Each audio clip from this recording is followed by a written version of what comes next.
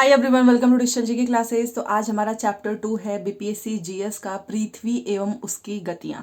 कल हम लोगों ने पढ़ा था हमारा सौर मंडल, जिसमें हम लोगों ने ग्रहों के बारे में, क्षुद्र ग्रह हो गए, उल्का पिंड हो गए, ठीक है, इन सब के बारे में पढ़ा था। और कल की जो क्लास थी ना, वहां से हर बार क्वेश्चन पूछा है।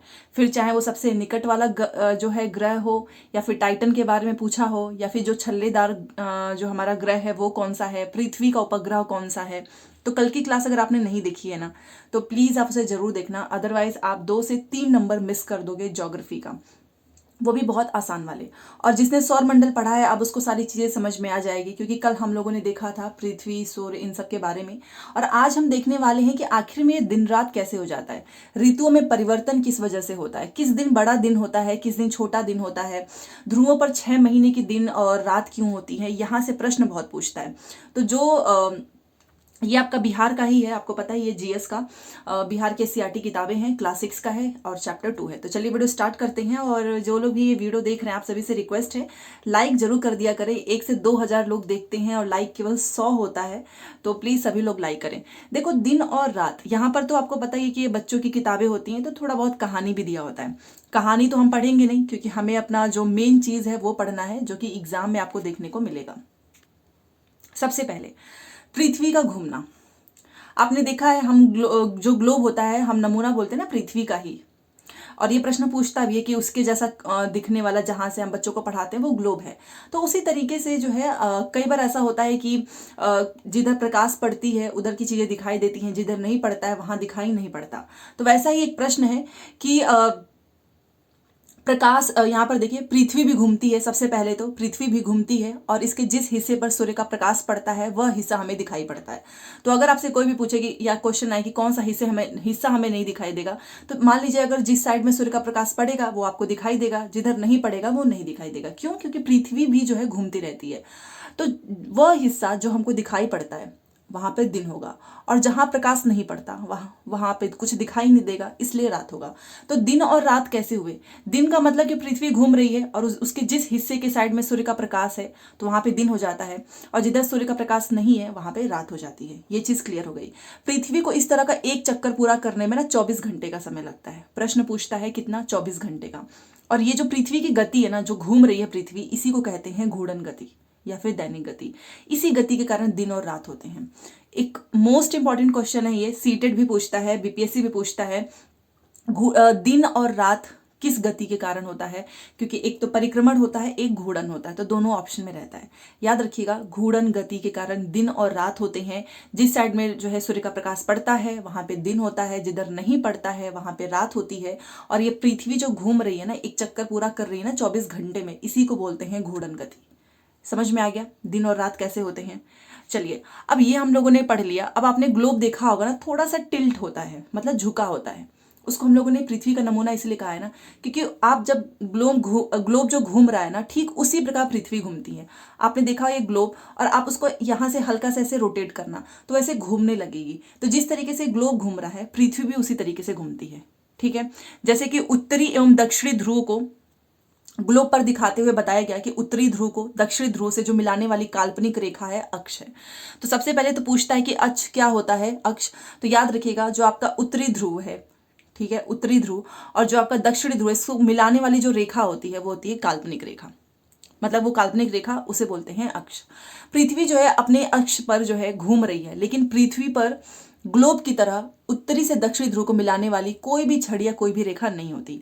यह सिर्फ एक काल्पनिक रेखा होती है। इस बात को समझ लेना, क्योंकि पृथ्वी जो है अपने स्थान पे जो घूम रही है ना, अपने अक्ष पे, तो पृथ्वी पर जैसे ग्लोब है, ग्लोब में आपने एक काल्पनिक रेखा दिखा दिया, वैसा यहाँ पर तो नहीं है ना कि उत्तरी से दक्षिणी को मिलाने वाली कोई भी ऐसी काल्पनिक रेखा नहीं है। ग्लोब को दिखाते हुए बताया गया कि ग्लोब पृथ्वी का नमूना है। ये प्रश्न पूछा गया है कि पृथ्वी का नमूने का नाम बताइए, मतलब उसी के जैसा दिखता है, तो वो है ग्लोब। तो इसीलिए आपने देखा होगा कि ग्लोब एकदम सीधे तरीके से नहीं होता, वो थोड़ा सा टिल्ट होता है, मतलब अपने अक्ष पर सीधा नहीं खड़ा होता है। आपने देखा होगा एक ऐसे एक साइड में झुका होता है। ठीक है, क्योंकि पृथ्वी भी क्या है, एकदम सीधी नहीं है ना, अपने अक्ष पर झुकी हुई है। कितना? 23.5 डिग्री। यही प्रश्न पूछता है कि पृथ्वी अपने अक्ष पर कितना झुका हुआ है, तो 23.5 डिग्री। और सेम इसी तरीके से हमने ग्लोब को भी बनाया हुआ है। ठीक है, ताकि हम उसे अच्छे से समझा सकें। अब ये आपने पढ़ लिया, यहां से दिन रात आपने पढ़ लिया कि किस तरीके से होता है। अब यहां से देखते हैं, अब यहाँ से देखते हैं। तो जैसा कि आपने देखा होगा ना, जब हम लोग पढ़ते हैं भूमध्य रेखा और हम लोगों यहाँ पे सूर्य बनाते हैं, ठीक है, तो सूर्य जो है यहाँ पर तो इस एरिया में तो एकदम ज़्यादा इसकी रोशनी होती है और ध्रुवों पर जो है तिरछी पड़ती है, तो इस वजह से यहाँ पे गर्मी ज़्यादा होती है, यहाँ पर नहीं होता है। तो वही सेम चीज़ यहाँ पर पढ़ना है कि जो सूर्य की ओर वाले भाग में ना हमेशा दिन होगा, जिससे उस भाग पर लगातार गर्मी पड़ेगी। ऑब्वियस ही बात है ना, जिस साइड में सूर्य होगा उधर गर्मी तो पड़ेगी ही। और मान लीजिए जिस साइड में रात है, ठीक है, दूसरे भाग में हमेशा रात होगी क्योंकि वहां पे सूर्य का प्रकाश नहीं है, इसलिए वहां पे ठंड होगी। तो घूर्णन गति के साथ ही ना पृथ्वी की परिभ्रमण गति भी जुड़ी हुई है, इसी कारण ऋतु परिवर्तन भी, तो इस कारण ऋतु परिवर्तन भी नहीं होगा। तो देखिए एक चीज याद रखिएगा, अभी हम पढ़ेंगे परिभ्रमण गति को, बट इतना तो आपको क्लियर हो चुका होगा कि घूर्णन गति क्या है और दिन रात कैसे होते हैं, ठीक है। अब ये देखिए, अभी इस फोटो के थ्रू भी हम देखेंगे क्योंकि ये प्रश्न कई बार पूछा हुआ है। ये है हमारे पृथ्वी के घूर्णन की दिशा, ठीक है। तो इसमें हमेशा पूछता है कि पृथ्वी जो है पश्चिम से पूरब की ओर घूमती है या पूरब से पश्चिम की ओर, तो याद रखिएगा पश्चिम से पूरब की ओर, ठीक है। ये प्रश्न कई बार पूछा हुआ है। अभी इसको देखेंगे। तो देखो ये परिभ्रमण क्या है, तो इसको डिटेल में देखेंगे। सबसे पहले तो अपने अक्ष पर घूमती हुई पृथ्वी, आपने देखा, अभी हमने पढ़ा, 365 दिन में ना धीरे धीरे खिसकते हुए सूर्य का एक चक्कर पूरा कर लेती है, ठीक है। अब वो घूम रही है भाई, 24 घंटे में एक चक्कर लगा ले रही है, अपने अक्ष पर धीरे धीरे घूम रही है, तो 365 दिन में वो धीरे धीरे खिसकते हुए सूर्य का क्या किया, उसने एक चक्कर पूरा कर लिया। तो इसी वार्षिक गति को कहते हैं परिभ्रमण गति, ठीक है। वो जो सूर्य का उसने पूरा चक्कर लगा लिया, ठीक है। तो आकाश में आपने सूर्य को देखा होगा, ऐसा लगता है कि सूर्य जो है पूरब से पश्चिम की ओर चल रहा है। तो इसमें क्या सच्चाई है वो भी देखते हैं। देखिए सबसे पहले तो सूर्य नहीं घूमता है। कई बार हम लोग ट्रेन में बैठते हैं और ट्रेन अपनी जगह पे होती है, सामने से कोई ट्रेन आती है, कुछ भी पेड़ वेड़ आ रहे हैं तो हमें ऐसा लगता है कि पेड़ भी हमारे साथ चल रहा है, बट ऐसा नहीं होता है। हम आगे चल रहे हैं, पेड़ अपने ही जगह पे है। सेम उसी तरीके से आपने देखा कई बार हम चलते हैं तो हमें लगता है कि सूर्य भी हमारे साथ साथ चल रहा है, मून भी हमारे साथ साथ चल रहा है। तो वही सेम चीज है कि भाई देखो वास्तव में ना पृथ्वी घूम रही है, सूर्य नहीं, इस बात को ध्यान रखना। ठीक उसी प्रकार मैंने आपको एग्जाम्पल दिया कि ट्रेन में हम होते हैं तो हमें लगता है कि बाहर की वस्तुएं भी हमारे साथ चल रही हैं, ऐसा नहीं है। तो कौन घूम रहा है, पृथ्वी घूम रही है, ना कि सूर्य, ठीक है। इतना तो सबको पता ही होगा। तो पृथ्वी पूछता है कि किस साइड से घूम रही है, तो पश्चिम से पूरब की ओर घूमती है। कहाँ से, पश्चिम से पूरब की ओर। ये प्रश्न याद कर लेना, बहुत बार पूछा हुआ है। पश्चिम से पूरब की ओर घूम रही है, इसलिए जो है सूर्य पूरब से पश्चिम की ओर आपको जाता हुआ प्रतीत होता है, ठीक है। क्यों, क्योंकि पृथ्वी है ना वो पश्चिम से पूरब की ओर घूम रही है, तो हमें इसीलिए लगता है कि सूर्य जो है वो पूरब से पश्चिम की ओर जा रहा है। और सूर्य की ये जो गति है ना, इसी को कहते हैं आभासी गति, ठीक है। तो आभासी गति क्या है कि सूर्य जो है पूरब से पश्चिम की ओर जाता हुआ हमें प्रतीत होता है, बट पृथ्वी पश्चिम से पूरब की ओर घूमती है। ये प्रश्न पूछा हुआ है, ठीक है। अब ये हम लोगों ने देख लिया। अब यहाँ पर देखते हैं, जब पृथ्वी जो है सूर्य के चारों ओर घूमती है, 365 दिन में सूर्य का चक्कर लगा ही लेती है, तो जब पृथ्वी जो है वो सूर्य के चारों ओर घूमती है तो एक बार जो है ना इसका झुकाव सूर्य की ओर होता है।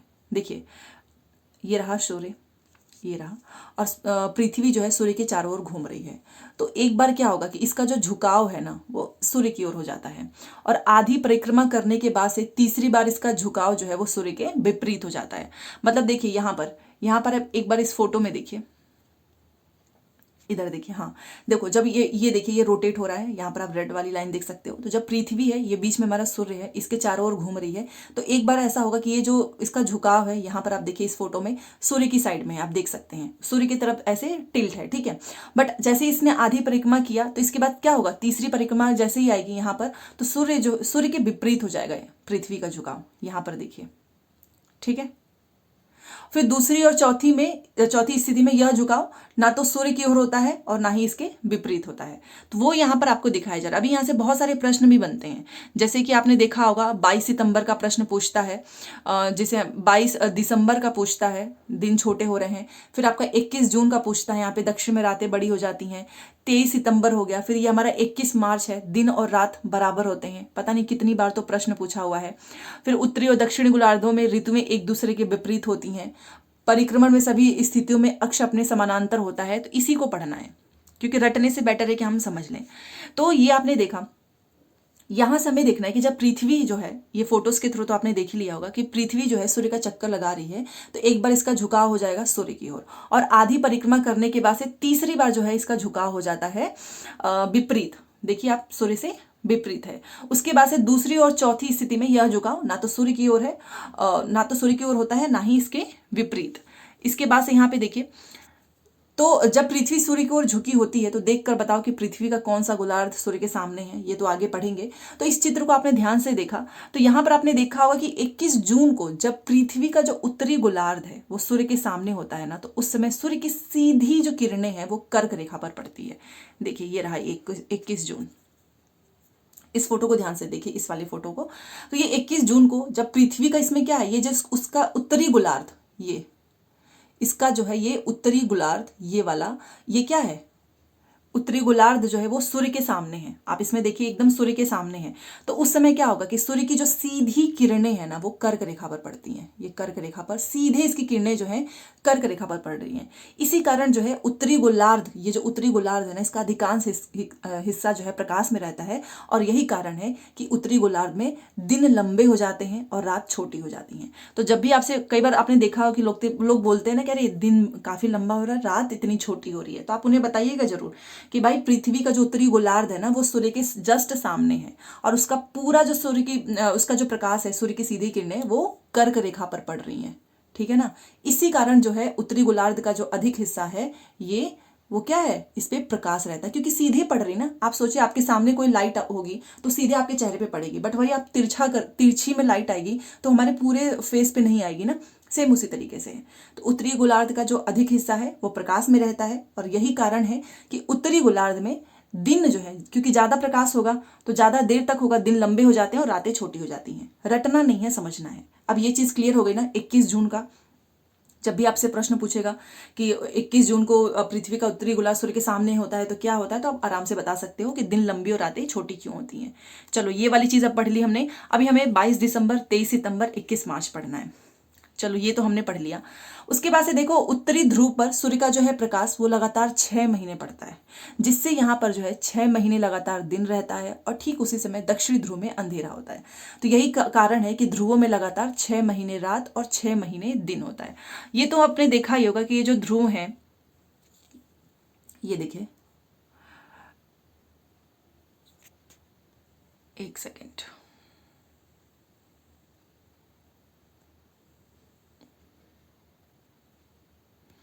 हाँ। तो यहाँ पर हमने देख लिया 21 जून का। और ध्रुव पे मैंने यह पहले भी आपको बताया है कि ध्रुवों पर तिरछी पड़ती हैं और इसी कारण जो है वहां पर 6 महीने दिन होते हैं और 6 महीने रात होते हैं, क्योंकि जिस साइड में वहां पे 6 महीने तक एक ही साइड में प्रकाश रहेगा, तो जहां पे प्रकाश है वहां पे दिन हो जाएगा और जहां पे नहीं है वहां पे रात हो जाएगी। ये बात तो हमने स्टार्टिंग में ही पढ़ ली है। अब देखते हैं कि आखिर में दक्षिण में कहाँ पर दिन बड़े होते हैं, कहाँ पे छोटे होते हैं, इस चीज को समझते हैं। देखो जून एवं दिसंबर की स्थिति, ये वाला प्रश्न। सबसे पहले तो ये आपसे प्रश्न पूछा भी जाता है कि 21 जून को पृथ्वी के सूर्य की ओर झुके होने के कारण इस समय सूर्य की सीधी किरणें विषुवत रेखा से कुछ उत्तर में कर्क रेखा पर सीधी पड़ती है, जिसके कारण दिन की अवधि इस समय लंबी होती है। सेम वही चीज यहाँ पर देखिए, ये बताया जा रहा है 21 जून का कि दिन लंबी क्यों होती है, क्योंकि ये इसके उत्तरी ध्रुव पर सूर्य का प्रकाश जो है सीधे पड़ता है और कर्क रेखा पर इसका प्रकाश जो है पड़ रहा है, इसकी वजह से दिन लंबी हो जाती है और रात छोटी हो जाती है। ठीक है, तो ये आपको भूलना नहीं क्योंकि कई बार पूछा हुआ है। 21 जून को पृथ्वी के सूर्य की ओर झुके होने के कारण, पृथ्वी जो है सूर्य की ओर झुका हुआ है, इसलिए सूर्य की सीधी किरणें जो है विषुवत रेखा से कुछ उत्तर में कर्क रेखा पर पड़ रही हैं, जिसके कारण दिन की अवधि इस समय लंबी होती है। इस समय सूर्य का ताप भी, अब जिधर ज्यादा प्रकाश होगा उधर टेम्परेचर भी तो ज्यादा होगा ना, इसीलिए उत्तरी गोलार्ध में गर्मी का मौसम होता है। ठीक है, गर्मी का ही मौसम चल भी रहा है भाई। हमारा देश जो है ना उत्तरी गोलार्ध में, ये भी प्रश्न पूछता है कि जो हमारा देश है वो किस गोलार्ध में है, उत्तरी गोलार्ध में है, इसीलिए यहाँ पे जून में बहुत ज्यादा गर्मी पड़ती है। ठीक है, और ये सबको ये बहुत अच्छे से जानते हैं कि भाई जून में तो सच में बहुत गर्मी पड़ती है, उत्तरी गोलार्ध में है हमारा देश। इसी समय जो दक्षिणी गोलार्ध है ना वहां पर सूर्य की किरणें तिरछी पड़ती हैं। मैंने आपको पहले ही बताया है, जहां पर तिरछी पड़ेंगी तो वहां पे सूर्य का ताप वैसे भी कम मिलेगा, तो वहां पे जाड़े का मौसम हो जाता है जून में। ठीक है, दोनों बातें समझ में आ गई। चलिए, अब 22 दिसंबर अर्थात 21 जून के 6 माह बाद पृथ्वी जो है सूर्य की आधी परिक्रमा करने के बाद से सूर्य के दूसरी ओर पहुंच जाती है और इस समय पृथ्वी का झुकाव सूर्य के विपरीत होता है। 22 दिसंबर, ये फोटोज देखिए, मैंने आपको कई बार दिखाया है। ये देखिए, ये देखिए, यहाँ पे ये सूर्य के जस्ट सामने और यहाँ पे ये सूर्य के विपरीत हो गया है। ठीक है, ये 22 दिसंबर, इसी के बारे में पढ़ रहे हैं, फोटोज को ध्यान में रखिएगा। तो यहाँ पर क्या हो गया, सेम इसका उल्टा हो गया। ठीक है, 21 जून को तो उसके सामने था, तो 22 दिसंबर अर्थात 21 जून के 6 माह बाद पृथ्वी जो है सूर्य की आधी परिक्रमा करती है। उसके बाद से वो सूर्य के दूसरी ओर पहुंच जाती है। इस समय पृथ्वी का जो झुकाव है ना वो सूर्य के विपरीत होता है, सूर्य के सामने नहीं है। तो इस समय पृथ्वी का जो दक्षिणी गोलार्ध ना वो सूर्य के सामने, पहले पृथ्वी का उत्तरी गोलार्ध सामने था, अभी हमने देखा उधर गर्मी थी। अब क्या है ना, इसका दक्षिणी गोलार्ध सूर्य के सामने है, तो सूर्य की किरणें जो है मकर रेखा पर सीधी पड़ने लगती हैं। आपने देखा उत्तरी गोलार्ध सामने था तो कर्क रेखा पर सीधे पड़ रही थी। अब दक्षिणी गोलार्ध ये सूर्य है, ठीक है, और ये इस विपरीत है, तो ये दक्षिणी गोलार्ध जो है वो सूर्य के सामने है। तो इसी कारण जो है ना मकर रेखा पर सीधी जो है वो सूर्य की किरणें पड़ने लगती हैं। सेम उसका ऑपोजिट है, उत्तरी गोलार्ध का ऑपोजिट हो गया दक्षिणी गोलार्ध, जिससे जो है दक्षिणी गोलार्ध का अधिक हिस्सा प्रकाश में रहता है और कम हिस्सा अंधेरे में। मतलब मोस्टली जो एरिया है वो प्रकाश में रहता है, कम हिस्सा अंधेरे में होता है। इसीलिए इस समय दक्षिणी गोलार्ध में दिन लंबी और रातें छोटी हो जाती हैं, ठीक है। और इस गोलार्ध में अधिक तापमान होने से और गर्मी की ऋतु होती है। इसके विपरीत इस समय उत्तरी गोलार्ध में सूर्य की किरणें तिरछी पड़ती हैं, तो जब उधर सीधे पड़ेगा तो उत्तरी गोलार्ध में तो तिरछा ही पड़ेगा, तो दिन भी छोटा होता है, ठीक है। इसलिए दिसंबर में यहाँ जाड़े की ऋतु होती है। अब ये बात हम लोगों ने समझ लिया इन दोनों फोटोज के थ्रू। यहाँ पर देखिए, यहाँ पर दक्षिणी गोलार्ध इसके सामने है तो मकर रेखा पर पड़ रहा है ज्यादातर प्रकाश, ठीक है। तो इधर और बाकी इसका उत्तरी गोलार्ध इधर प्रकाश नहीं पड़ रहा है, इसलिए उत्तर में दिन, यहाँ पर इस साइड में उत्तर में दिन छोटे हो जाएंगे और दक्षिणी में दिन बड़े हो जाएंगे। ये चीज आप समझ गए ना। यहाँ पे जो लिखा है ना उत्तर में दिन छोटा क्यों हो रहा है, क्योंकि इधर सूर्य का प्रकाश नहीं पड़ पा रहा है, और दक्षिण में दिन बड़े क्यों हो रहे हैं, क्योंकि इस मकर रेखा पर सीधे सूर्य का प्रकाश पड़ रहा है। सिंपल है। अब चलो इसके आगे की चीजें देखते हैं। ये हो गया हमारा दिन क्यों छोटा होता है, ये आपने समझ लिया। दिसंबर में यहाँ पर जाड़े की ऋतु होती है। अब सितंबर और मार्च की स्थिति समझते हैं। ये देखिए, ये वाला,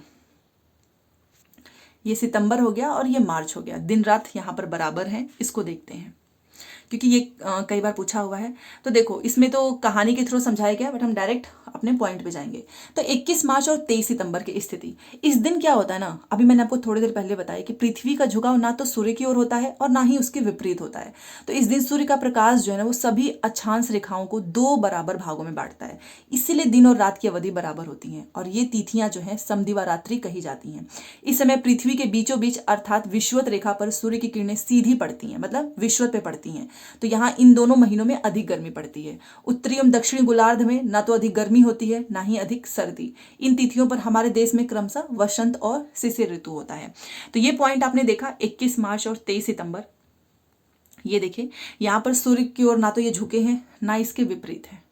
आप ये फोटोज देखिए, ये देखिए, ठीक है। इसीलिए यहाँ पर दिन और रात आपको बराबर दिखेगा, ठीक है, क्योंकि विषुवत रेखा पे सीधे पड़ रही है ना। ये देखिए आप फोटोज, ये देखिए, ये विषुवत रेखा पे सीधे पड़ रही हैं। इसके भी ये विषुवत रेखा पर और इसके भी विषुवत रेखा पर। और ये इसीलिए पूछा जाता है कि दिन और रात बराबर क्यों होते हैं। तो ये चीज़ भी हमारी क्लियर हो गई। इस चीज़ को ध्यान रखिएगा, आपको याद नहीं करना है, आपको समझना है। और जिस साइड में सूर्य का प्रकाश होगा उधर दिन होता है, उधर के दिन भी जो है बड़े होते हैं, जिधर नहीं पड़ेगा उधर जो है रात होती है। दूसरी चीज़ यहाँ पर ये समझ गए आप कि 21 मार्च और 23 सितंबर की स्थिति, पृथ्वी का झुकाव ना तो सूर्य की ओर है ना ही इसके विपरीत है, तो इसलिए जो सूर्य का प्रकाश है वो सभी अक्षांश पे बराबर पड़ रहा है, ठीक है ना। बस इसीलिए इसकी अवधि बराबर होती है। और आपको पता ही है कि बीचों बीच में, अर्थात मैंने अभी आपको फोटो दिखाया ना ऐसे टिक करके, वो विषुवत रेखा पर सूर्य की किरणें सीधी पड़ रही है। तो दोनों महीनों में अधिक गर्मी पड़ेगी और उत्तरी एवं दक्षिणी गोलार्ध में ना तो अधिक गर्मी होती है ना ही अधिक सर्दी। चलिए, तो ये डेट याद रखना, 21 मार्च और 23 सितंबर। डायरेक्ट पूछेगा कि दिन और रात की अवधि बराबर होने वाली डेट बताओ, 21 मार्च 23 सितंबर। तो ये हमने देख लिया। अब यहाँ पर देखिए 21 जून को सूर्य जो है आपने देखा होगा कर्क रेखा पर सीधा चमकता है और इस समय उत्तरी गोलार्ध में दिन बड़ा होता है और रात छोटी होती है। उसके आसपास के क्षेत्र में ना इस समय गर्मी की ऋतु होती है, ये तो मैंने अभी आपको बताया। उसके बाद से यहाँ पर देखिएगा सुबह के समय आपने देखा होगा जब भी सूर्य उदय होता है तो पृथ्वी पर उसकी किरणें तिरछी पड़ती हैं और इसीलिए उस समय उतनी गर्मी नहीं होती है। और दोपहर के समय में ना सूर्य एकदम सीधा पड़ता है, जिसके कारण जो है बहुत ही ज़्यादा गर्मी होती है, ठीक है ना। दोपहर जैसे होता है ना तो सूर्य आपको एकदम सीधे हमारे ऊपर पड़ने लगता है तथा परछाइयाँ छोटी हो जाती हैं, तो बहुत ही ज़्यादा गर्मी मिलती है क्योंकि उस समय एकदम सीधे होता है, प्रकाश ज़्यादा मिलता है। यही एक रीज़न है कि दोपहर के समय में अधिक गर्मी लगती है। सुबह के समय सूर्य तिरछा पड़ता है, शाम को सूर्य की किरणें फिर से तिरछी हो जाती हैं और बड़े हिस्से में फैल जाती हैं, जिससे कि समय को कम गर्मी लगती है। रात में सूर्य का प्रकाश ही नहीं मिलता है, इसी वजह से रात में ठंडी होती है, ठीक है ना। ये सारे रीजंस, अब आपको गर्मी का समय चल रहा है भाई, सब जब भी गर्मी ज़्यादा लगे, ठंडी लगे, समझ जाना, दिन और रात इस तरीके से आप खुद से क्वेश्चंस करके याद करें। तो यहाँ पर ये दिखाया गया है कि किस तरीके से पृथ्वी पर सूर्य किरणों का झुकाव, ठीक है ना, भूमध्य रेखा में सीधा पड़ रहा है। ये उत्तरी ध्रुव पे आप देख रहे होंगे तिरछा है, ये कर्क रेखा और ये मकर रेखा। यहाँ पर आप अच्छे से समझ पाएंगे। ये देखिए, ये हमारा दक्षिणी ध्रुव है, उत्तरी ध्रुव है, और अभी इसको हम पढ़ेंगे क्योंकि इसी के बारे में क्वेश्चन पूछता है कि आखिर में ये उष्णकटिबंध क्या है, शीतोष्ण क्या है, ठीक है। तो चलो अब ये स्टार्ट होता है। देखो, तो यदि हम पृथ्वी को उत्तर और दक्षिण, ये देखिए, ये उत्तर और दक्षिण दो बराबर हिस्सों में बांटें तो बीच के हिस्से में ना सूर्य की किरणें लगभग हमेशा सीधी पड़ेगी, ये वाली। यहाँ आप बांट दीजिए, बट फिर भी ये जो बीच का हिस्सा है, यहाँ पर सूर्य की किरणें तो हमेशा ही सीधी पड़ेंगी और यहाँ पर हमेशा गर्मी होगी। इसीलिए हम इसको कहते हैं उष्ण कटिबंध की पेटी। ये प्रश्न याद कर ले, ये प्रश्न पूछा जाता है, याद रखिएगा। उष्ण कटिबंध पेटी क्या होती है कि जब हमने उत्तर और दक्षिण ध्रुव में इसको बांट दिया तो जो बीच का हिस्सा है, यहाँ पर सूर्य की किरणें सीधी पड़ रही हैं, इसलिए यहाँ पर साल भर गर्मी पड़ती है और इसे कहते हैं उष्ण कटिबंध की पेटी। समझ गए आप। और जैसे ही हम इसे उत्तर या दक्षिण में बढ़ते हैं, आप मतलब कि आप इस साइड बढ़िए, उत्तर और दक्षिण में बढ़िए, तो ये देखिए, ये तिरछा पड़ेगा ऐसे, तो सूर्य की किरणें यहाँ पर तिरछी हो जाती हैं और बहुत बड़े हिस्से में फैल जाती हैं, जिसके कारण जो है उष्णकटिबंधीय क्षेत्र की अपेक्षा कम गर्मी होती है और इसी क्षेत्र को हम कहते हैं शीतोष्ण। तो शीतोष्ण जहाँ पर गर्मी कम होगी, उष्ण जहाँ पर गर्मी ज़्यादा होगी। शीतोष्ण में सूर्य की जो किरणें हैं वो तिरछी पड़ेंगी, उष्ण में सीधी पड़ेंगी, ठीक है। अब ध्रुव के निकट है भाई, वहां पर तो सूर्य की किरणें बहुत ही ज्यादा तिरछी हो जाती हैं। यही कारण है कि यहाँ पर 6 महीने का दिन होने के बावजूद भी किरणें वहां के धरातल या फिर वातावरण को गर्म नहीं कर पाती हैं, वर्ष भर बर्फ जमी रहती है और इसी को कहते हैं शीत कटिबंध की पेटी। ये देखिए, ये होता है हमारा शीत कटिबंध, क्योंकि यहाँ पर देखो सूर्य एकदम ही तिरछा पड़ेगा, दिन होने के बावजूद भी वो ज़्यादा गर्म नहीं कर पाता है ना, इसलिए वहाँ पे 6 महीने दिन 6 महीने रात गर्मी, मतलब ठंड बहुत ज़्यादा पड़ेगी, सूर्य की किरणें तिरछी पड़ेंगी तो ज़्यादा गर्मी वैसे भी नहीं लगेगी। जहाँ पर सीधी पड़ेंगी ना सूर्य की किरणें, जैसे अभी दिन के समय देखिए कितनी गर्मी होती है, सुबह के समय के कंपेयर में दिन में बहुत ही गर्मी रहती है। ये आप समझ गए शीत कटिबंध क्या होता है। चलो बस इतना ही है और ज़्यादा कुछ नहीं है। चलो आज की क्लास कैसी लगी आप ज़रूर बताना, क्योंकि आज हम लोगों ने बहुत ही बेसिक चीज़ें, देखो बहुत सारे लोग ना एग्ज़ाम भी क्लियर कर लेते हैं, बहुत बड़ी क्लास में पढ़ते हैं, उसके बावजूद भी उन्हें नहीं पता होता है कि दिन रात कैसे होता है और क्यों जो है गर्मी किस समय ज़्यादा होती है। उत्तरी ध्रुव जो है आपने देखा होगा कि जहाँ पे सूर्य की प्रकाश एकदम सीधी पड़ रही है, वहाँ पे क्यों वहाँ पे ज़्यादा गर्मी पड़ रही है, क्यों वहाँ पे जो है दिन बड़ा हो जा रहा है, रात छोटी हो जा रही है।